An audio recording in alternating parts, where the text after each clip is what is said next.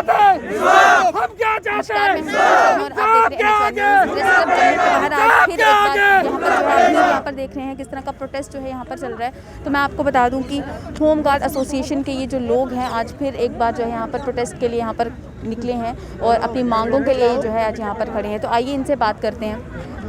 तो सर, जिस तरह से हम लोग देख रहे हैं कि प्रोटेस्ट जो है आज काफ़ी भीड़ यहाँ पर इकट्ठी हुई है, प्रेस क्लब जम्मू के बाहर जो है प्रोटेस्ट किया जा रहा है, तो क्या कहें?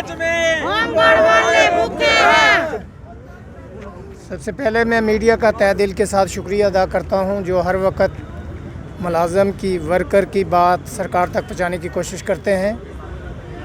आज का जो मेन मुद्दा और मकसद जो प्रोटेस्ट का है, 15 से 20 साल हो चुके हैं, लेकिन जम्मू कश्मीर के अंदर जितनी सरकारें आई उन्होंने भी इनके साथ नाइंसाफ़ी की। और आज हमें उम्मीद थी कि जम्मू कश्मीर एक स्टेट थी, उसके बाद इसको यूटी में तब्दील किया गया, लेकिन अभी तक इनके मसले यूं के तू पड़े हुए हैं। सुप्रीम कोर्ट की जजमेंट भी इनके फेवर में आई है, हाई कोर्ट की जजमेंट भी इनके फेवर में आई है, लेकिन अभी तक यहाँ जम्मू कश्मीर की जो सरकार है उसने इम्प्लीमेंट नहीं की। मैं ये कहना चाहता हूँ इनके साथ नाइंसाफ़ी है। अगर कांस्टेबल को एक 70 से 80 हज़ार रुपया सैलरी दे सकते हैं तो होम गार्ड का कर्मचारी जो है उसको सिर्फ 2700 रुपया दिया जा रहा है। ये बड़े शर्म की बात है। क्या 2700 रुपये में ये अपने फैमिली की लुक आफ्टर कर सकते हैं? मैं ये कहना चाहता हूँ कि इनका जो मसला है वो जेन्युइन मुद्दा है। काफ़ी टाइम से ये लोग स्ट्रगल में भी हैं, लेकिन अभी तक हर कॉर्नर पर इन्होंने बातचीत की।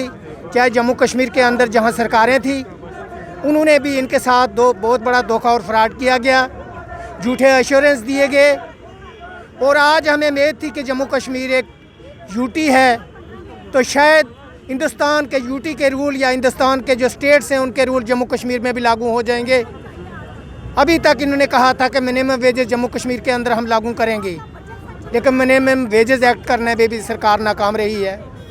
हम ये कहना चाहते हैं कि इनका जेन्युइन मुद्दा है, इनका इशू जो है, अगर सरकार ये एक कांस्टेबल की तरह इनके पास एक प्रॉपर प्रोसीजर के तहत इनको लगाया गया है, तो इनके साथ डिस्क्रिमिनेशन क्यों है? तो क्या लगता है कि आए दिन इस तरह से प्रोटेस्ट करने से आपकी जो भी इन लोगों की मांगे हैं क्या वो पूरी होने के चांसेस हैं? देखो, मैं सबसे पहले आपको बात बताऊं, हमने जम्मू कश्मीर में कोई कॉर्नर नहीं छोड़ा, चाहे वो चीफ सेक्रेटरी हैं या लेफ्टिनेंट गवर्नर साहब हैं या एडवाइज़र यहाँ बैठे हुए हैं या ब्यूरोक्रेसी जम्मू कश्मीर के अंदर जो बैठी हुई है। जब भी हम मेमोरेंडम सबमिट करते हैं तो हमारे साथ बातचीत होती है, उसके बाद जो हमारा मेमोरेंडम है वो रद्दी की टोकरी में निकला है। क्योंकि जब किसी चीज़ की कोई पुटअप, जब कोई सामने कोई चीज़ नहीं आती तो तब तक हम कैसे कह सकते हैं अभी तक इनके साथ बहुत बड़ा खिलवाड़ किया गया है। मैं ये कहना चाहता हूँ, मैं प्राइम मिनिस्टर साहब से, होम मिनिस्टर साहब से और जम्मू कश्मीर के जो हेड हैं मनोज सिन्हा साहब से और चीफ सेक्रेटरी साहब से पूरा जोर अपील करता हूँ कि जम्मू कश्मीर के अंदर जो है जो सिचुएशन बनी हुई है, चाहे वो होम गार्ड वाले हैं या डेली वेजर जो है, हर जगह पूरे जम्मू कश्मीर में जो हड़ताल चल रही है, इनके साथ बात की जाए और इनका इशू सेटल किया जाए। अगर नहीं करते तो आने वाले दौर में एक बहुत बड़ा आंदोलन होगा, क्योंकि किसी की आवाज़ को जो है वो दबाने की कोशिश मत करो, क्योंकि ये लोग इंसाफ के लिए चाहते हैं कि हमारे साथ इंसाफ हो। हमारे साथ सौतीली मौत जैसा सलूक किया जा रहा है।